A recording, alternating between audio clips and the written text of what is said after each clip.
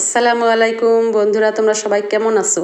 আশা করি আল্লাহর রহমতে তোমরা সবাই ভালো আছি এবং আমি তোমাদের দোয়ায় এবং আল্লাহর রহমতে খুব ভালো আছি। আর আমিও চাই যে আমার চারপাশে যত লোকজন ভাইয়া আপুরা সবাই আছো, সবাই আল্লাহর রহমতে ভালো থাকো, খুশি থাকো, হ্যাপি থাকো।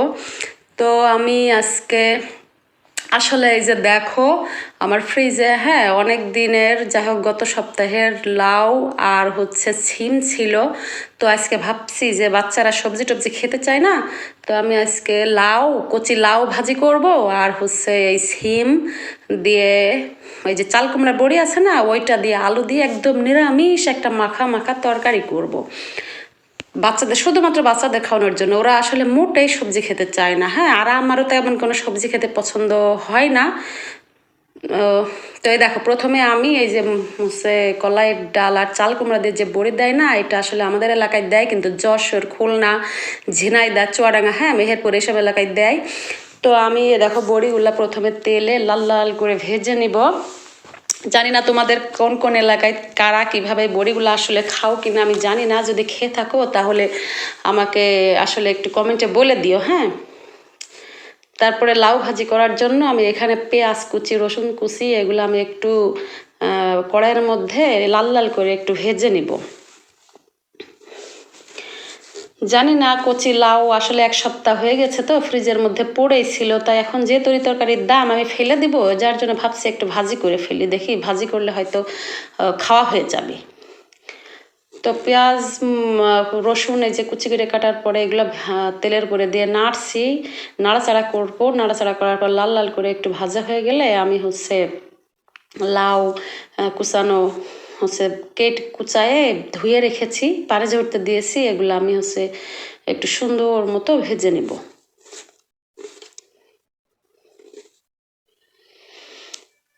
আসলে আমার হাজবেন্ড আর আমার ছোট মেয়ে ছাড়া আমি, আমার বড় মেয়ে, আমরা কেউই সবজি খেতে পছন্দ করি না। তারপরেও একটু সবজি না খেলে হয় বলো? একটু সবজি খেলে না হলে সবজি তো আসলে দরকার আমাদের দেহের, সবজিটা অনেক দরকার, উপকারী। এই যে আমার মরিচ, রসুন পেঁয়াজ লাল করে ভাজা হয়ে গেছে, আমি একটু জিরা ছেড়ে দিলাম এর ভিতরে। আসলে যে কোনো ভাজির ভিতরে যদি একটু জিরা ভাজে নেওয়া হয়, আমার না টেস্ট এবং ঘ্রাণটা খুব সুন্দর আসে, আমার কাছে ভালো লাগে। তো এই যে আমি লাউ ছেড়ে দিয়েছি, দিয়ে আমি নাড়াচাড়া করে নিব একটু। নাড়াচাড়া করে নিয়ে তারপরে একটু হলুদ, একটু লবণ আমি আসলে এগুলা এর ভিতরে দিয়ে তো আরও ভালোভাবে নাড়াচাড়া করব।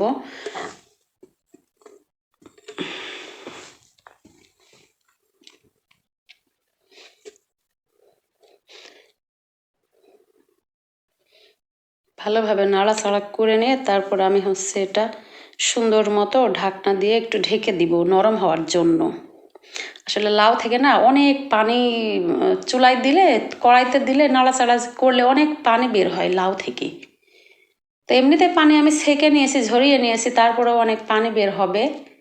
তো যাই হোক, যে পানি বের হবে আর যতটুকুই আমি অল্প একটু তেল দিয়েছি, ওতেই আল্লাহর রহমতে সিদ্ধ হয়ে যাবে সুন্দর করে। এদিকে দেখো অন্য একটা চুলায় একটা প্যান বসিয়ে দিয়েছি, দিয়ে ওর ভিতরে সামান্য একটু তেল দিয়েছি, দিয়ে আমি আগে থেকে মশলাগুলো আসলে বেটে নেওয়া জিরা, সরিষা, কাঁচামরিচ, পেঁয়াজ, রসুন এগুলো আমি যে বেটে নিয়েছি হলুদ দিয়ে, এগুলা তেলের সাথে একটু মাখিয়ে নাড়াচাড়া করে নিচ্ছি। তারপরে ওই যে বললাম সিম, আলু এগুলো আমি যে কেটে ধুয়ে রেখেছি, এগুলা একটু কড়াইয়ের ভিতরে দিয়ে আমি যে নাড়াচাড়া করে মশলা দিয়ে সুন্দর করে একটু কষিয়ে সুন্দর করে কষিয়ে নিব। মশলাগুলা যখন ছিম আলুর সাথে একদম সুন্দরভাবে কষে মাখানো হয়ে যাবে, তখন আমি একটু পানি দিব। পানি দিয়ে আর একটু মাখিয়ে নাড়াচাড়া করে নিয়ে ঢেকে দিব। তোমরা কে কে ছিম খাওয়া? পুরা ছিম মোটামুটি ভালোই লাগে আমার কাছে, তবু আমি তেমন একটা খাই না, তো খারাপ লাগে না, ভালোই লাগে। তো এইদিকে আর একটা চুলায় সেই লাউয়ের পানি দেখো আপুরা সব যে শুকিয়ে গিয়েছে। এখন আমি সুন্দর মতো আমি যে আর একটু নাড়াচাড়া করে নিচ্ছি। আর এদিকে দেখো সিম আলু পানিটা ফুটে গেছে। আমি ওই যে লাউয়ের কুমড়া বড়িটা ভেজে রেখেছিলাম লাল লাল করে, ওইটা তরকারির মধ্যে দিয়ে আমি আর একটু ভালো করে ঢেকে দিয়েছি। তো এখানে ওই পানিটা, কষানোর পানিটা শুকায় গিয়ে দেখো মাখা মাখা হয়ে আসছে। এখন হচ্ছে যে আলু বড়ি সিম আসলে এগুলো সিদ্ধ হয়ে নরম হয়ে এসেছে। তো আমি আসলে ঝোল করার জন্য একটু ঝোল করব, ঝোল করার জন্য আমি আরেকটু পানি দিব, পানি দিয়ে নাড়াচাড়া করে তো এখন হচ্ছে যে আর একটু সুন্দর করে ঢেকে দিব, দিয়ে হালকা হালকা অল্প করে একটু ঝোল থাকবে, তখন আমি হচ্ছে যে তরকারিটা জাস্ট নামিয়ে নিব। তো এই দেখো আমার লাউ ভাজি হয়ে গেছে, জানি না দেখতে কেমন হয়েছে, আসলে এক সপ্তাহ আগের লাউ তো একটু কালো কালো মতো হয়ে গেছে। তো যাই হোক, দেখা যাক কেমন লাগে।